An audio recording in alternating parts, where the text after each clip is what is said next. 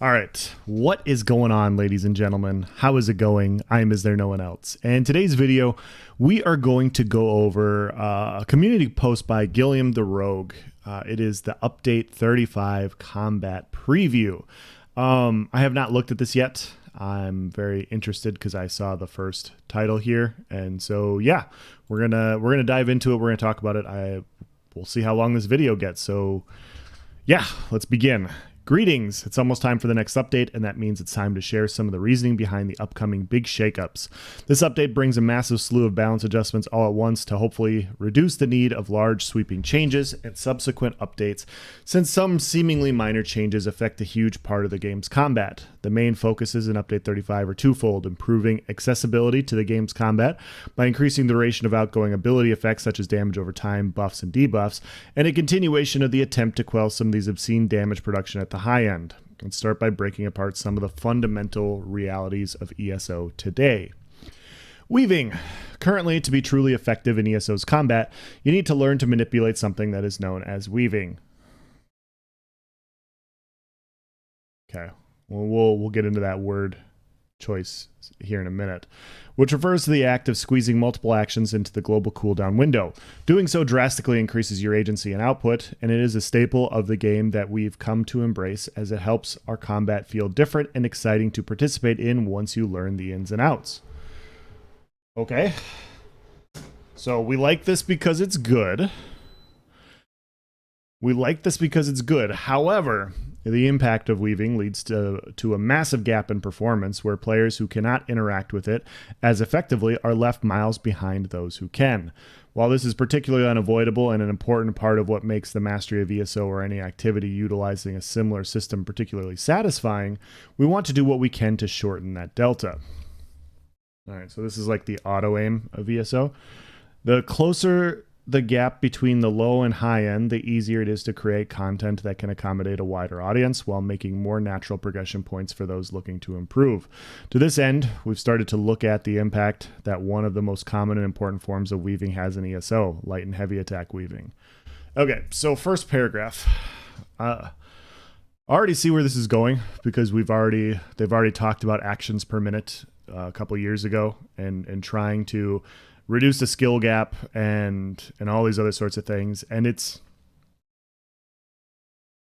annoying because most people I know, like, damage is so high that most content is so unbelievably easy now. Like, I don't keep up to date with parsing or anything like that, and you breeze through most content. I'm not talking about hard mode trials and stuff like that. It's been 4 years since I've done a trial. So the problem with what I see all the time with this stuff is there are no good resources available from ZeniMax themselves on how their combat works and how these things actually function, and it's left to the players, which is fine. You know, the players do a good job. There's a lot of good communities out there, some on YouTube, some not. There's lots of good resources out there where people can reach out and learn to improve these things. And yeah, it just takes practice and effort to get to light attack weaving. And I'm not the best player in the world. You guys, I'm not the best player. There's a lot of players better at weaving and canceling than I am. But I just don't see how this is an issue. Like, I don't see how in one sentence you can say, like, this is what makes it great, but we're going to curtail it. You know what I mean? Like this is what makes ESO stand out to other MMOs, but we're going to reduce it. Like, that just doesn't make any sense. Coming in Update 35, we're reducing light and heavy attacks' impact in damage production by adjusting their damage to deal a flat amount regardless of stats. So light and heavy attacks will deal a flat amount. We have spent a considerable amount of time investigating the baseline experience that a new player would have with these attacks, using that as our starting point for how much damage they do moving forward. The aim is to not harm the low-end experience and target only the higher end. In doing so, we hope to reduce the difference of damage potential in a way that retains the satisfaction of learning to weave, where the impact is still felt, but to a much less degree than before. For reference, in many of ESO's high-end experience activities, the average build sees roughly a 15 to 20% of their overall damage coming in from light attacks alone. I think the last time I did a parse was when I was comparing Mystic's build, I think I want to say my light attack damage was the most damage on my weaving, on my rotation, over everything, over skills, abilities, whatever. It was the highest damage out of everything. I'll provide a screenshot if I'll go back and get it. It was a while ago. Don't mock my DPS, or do. I don't care. While testing these adjustments internally, we've seen a reduction of 6 to 11% of overall damage. Okay, so a hefty nerf, over half. So on the top end, it's still good, but yeah, probably over 50% nerf, which allows for a much smaller and healthier gap while still retaining the sense of mastery and expression of that mastery with weaving. With this adjustment, we'll also be making a significant number of changes to item sets, passives, and buffs to ensure classes remain balanced in damage production, while also trying to do a better job allowing builds to amplify these actions. We've heard your cries, heavy attack build lovers. We want better for you, without introducing unhealthy gameplay between PvE and PvP. So a flat amount of heavy attack damage probably means that, I mean, we'll have to see what the number is, but that is one of the tens of 20 different gank specs that will be adjusted due to this. You know, the heavy attack DK, they'll still have corrosive, they'll still have heavy attack. It'll probably still hit pretty hard. You know, a reduction by 50% means that instead of it's hitting for 30 or 40k, it's only hitting for 15 to 20k, roughly, if these numbers are correct. So yeah, anyways, I don't know. I mean, this is just my opinion, and take it for what it's worth. It's just my opinion, but when you don't provide end game content, when you don't like, ESO has stuff for everybody, right? It has stuff for everybody, but they've slowly over the years just curtailed the amount of end game stuff. You know, you don't get as many. It just feels like a lot of the end game stuff, you don't get the same enjoyment out of completing stuff as you used to. And some of it is because damage is really high, and it's been that high for a while, and it's kind of easy to cruise through everything. And it was a lot more fun back when damage wasn't as high, because it was a lot harder to complete things. So reducing damage in that way does make sense. I do understand that point of view, but my point that I'm trying to make is it feels like ZeniMax has been ignoring the top end community for a while. I can't speak too much on PvE, but it just seems like it. PvP as well. Like, you don't make anything for them. You don't build anything for them. You don't help them. You don't, make things for them to, try to accomplish that's really challenging.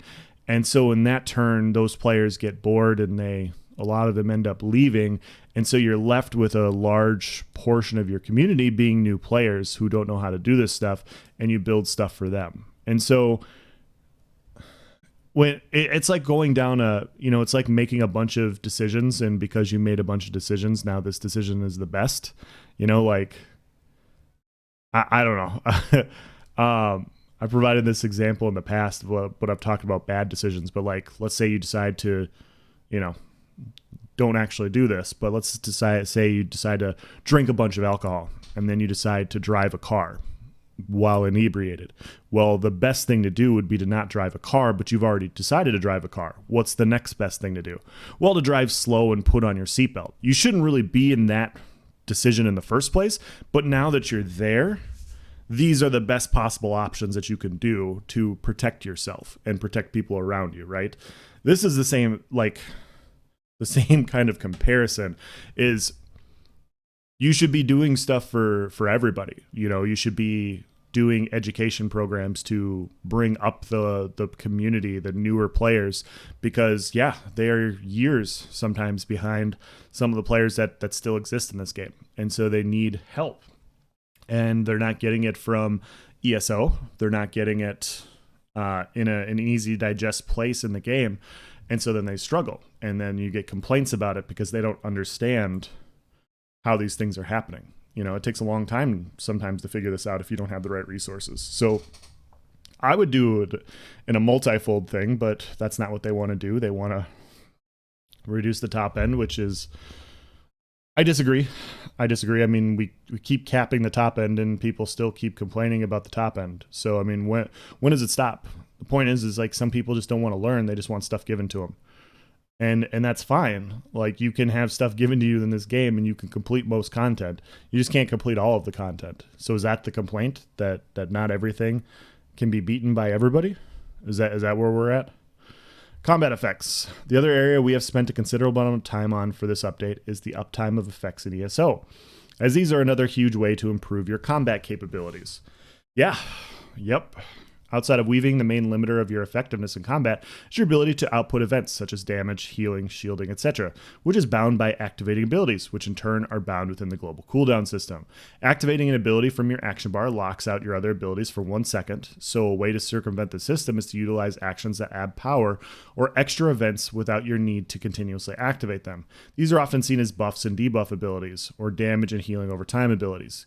Keeping as many of these abilities up as possible dramatically improves your combat potential, creating another area of mastery and potential of power deltas.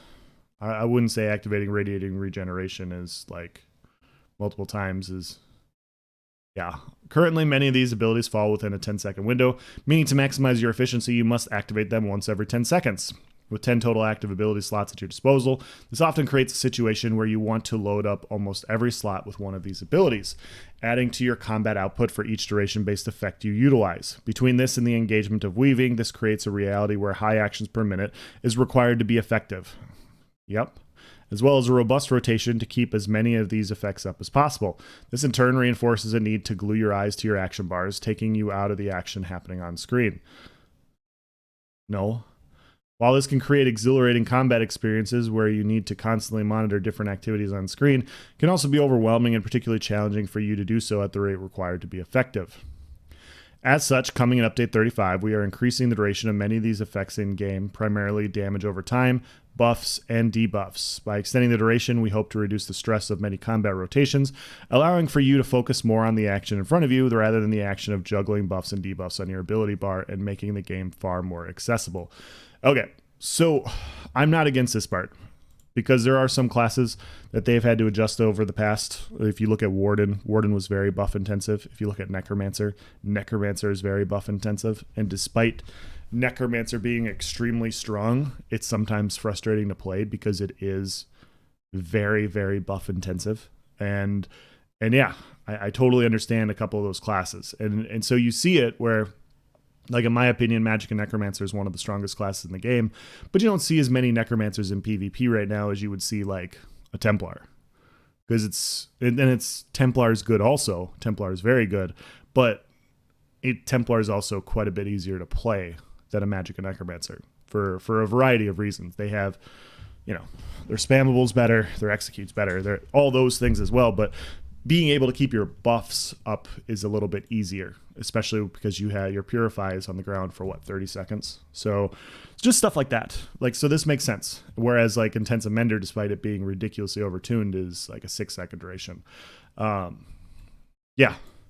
Since many of these effects currently add a tremendous amount of power per cast over their duration, simply increasing the duration would merely inject a significant amount of power into the game, where this is already in excess. To combat this, we're adjusting many of these values to account for their increased duration. There will be overall increases of effectiveness per cast, while reducing their effectiveness per second while active. This should reduce the ceiling potential of many builds while improving their baseline experiences, where many players will have an easier time keeping these effects active. In simpler terms, we're reducing the damage potential for these abilities per second while increasing their total output overall. Well, that's not a good sign for PvP. Hopefully healing is being addressed in a similar way, because PvP has always been about burst. And so we'll have to see what it is with how damage over time effects are impacted and everything, but we'll see. For example, previously a damage over time effect would deal 1.5x the damage of a spammable attack, such as a surprise attack over its duration of 10 seconds, or 0.15 relative damage per second. Now, damaged over time will deal 2 times the damage of a spammable attack over its 20-second duration, increasing its damage per cast while reducing its relative damage per 1 second to 0.1. In accordance with this, many healing over time effects will have their values adjusted to ensure they do not overperform when compared to damage over time, while still being impactful in PvE environments. Okay. we'll have to see how this dot versus heal dance goes. But yeah, this is something that, yeah, dots aren't super effective on a lot of classes right now. So hopefully a reduction in healing, even cross healing, could make a few more dots effective. Both areas require an extensive pass of existing class abilities and passive power to ensure they remain balanced with one another afterward. As such, the PTS patch notes will have a sizable amount of number tweaking. We recognize this will create a lot of changes in how you optimize your builds and how you play them, but it is our hope that by the end of the transition to these standards, the game will be more enjoyable and accessible to everyone. After these adjustments are live, we are going to focus on any resulting balance issues for the next few updates, hopefully reducing the chaotic nature of change for a brief period after the initial turbulence.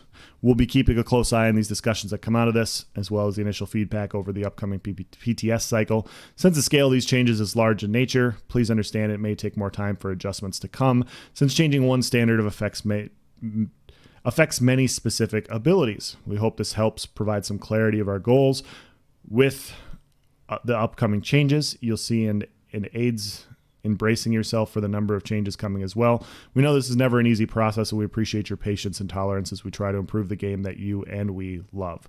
May your roads lead you to pleasant journeys, and we look forward to seeing you in Tamriel. So, overall thoughts. I have no problem with wanting to assist new players. I mean, that's kind of the goal of my channel, is to provide builds, provide combat tips to help people improve. I am all for those sorts of things.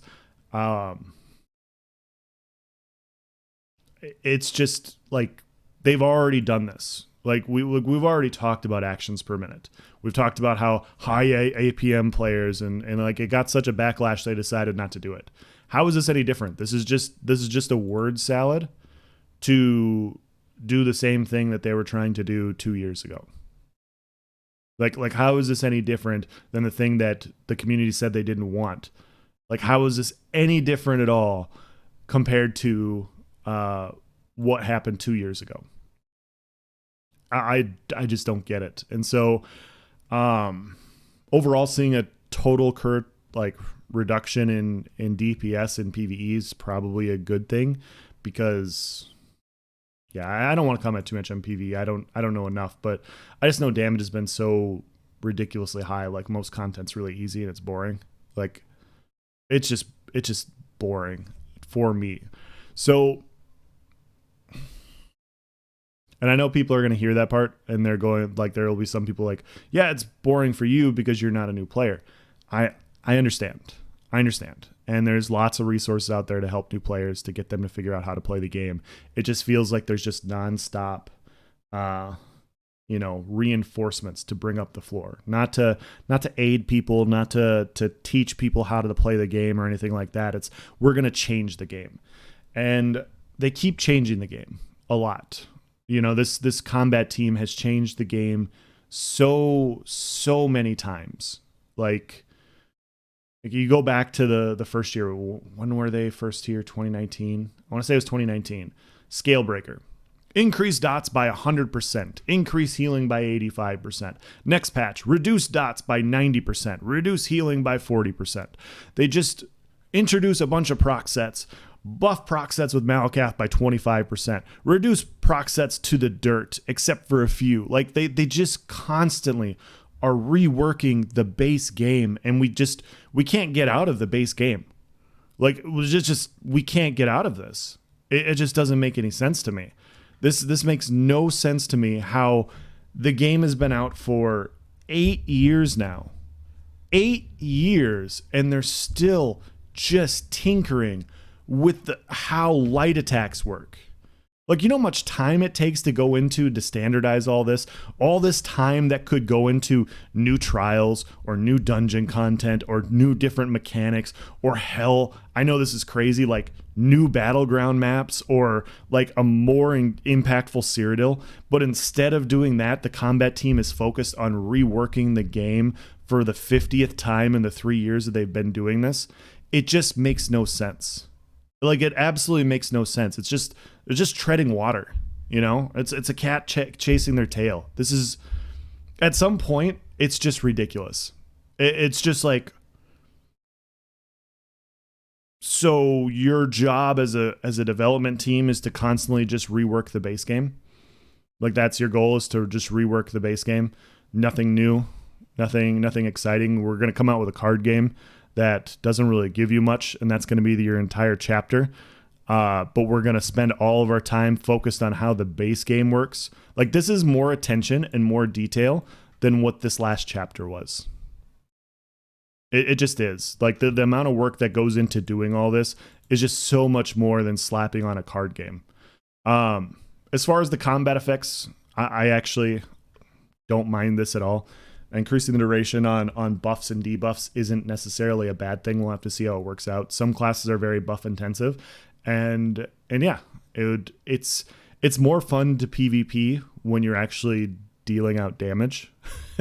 You know, when you're dealing out damage and applying your burst combinations and everything, it's a little bit more fun to do that than it is to keep an eye on 5 or 6 different buffs and debuffs. So I understand that point of view.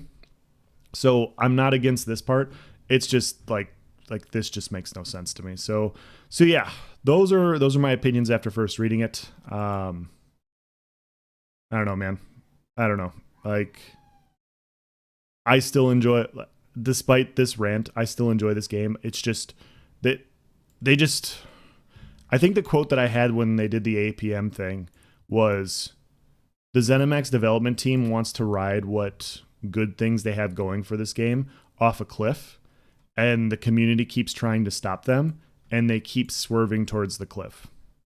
I think that's what I said. And if not, that's what I'm saying now. Like, this, you just said that this is the best part, like this is one of the best parts of the game, but we're going to curtail it. It doesn't make any sense. So yeah, that's the end of this video. That's the end of this rant. Hopefully you guys enjoyed it or got something out of it. Let me know in the comment section. A lot of ranting. But as always, guys, thank you for watching. Have a nice day.